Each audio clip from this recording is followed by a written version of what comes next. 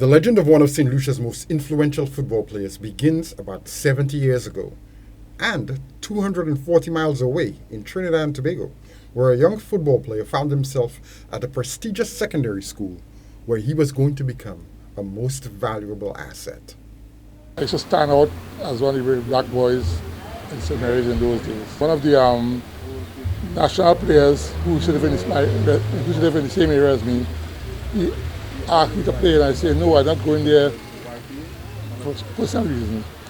And then he brought Father Gerald Panting, who was the sports master at my home, and they convinced me to come and play for the college's team. In his first year, he played forward but was dropped from the school's team for the Inter-Call League. The next year, he changed position, and that is where his football legend began. In 1963, I went back.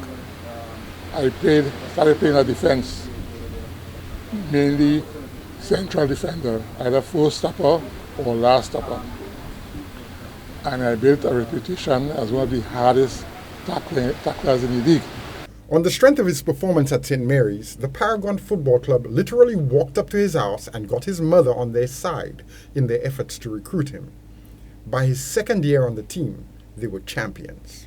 When I left Paragon to come to Saint Lucia, I was the captain for about 3 years.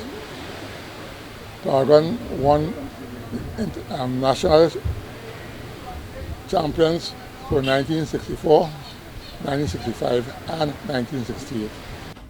Charlie was on the verge of being picked for the national team when a job offer came knocking from an accounting firm in one of the little islands up north. It was 1969. I was selected on the North team to play the annual North-South Classic. That was the one tier below the national team. Most members of the national team was selected from that North-South Classic. It's a one-off annual thing. So I was, in my opinion, I was on the verge of making the national team when I left Trinidad to come to Saint Lucia. It only took 6 years in Saint Lucia for Charlie Brown to be remembered for all time.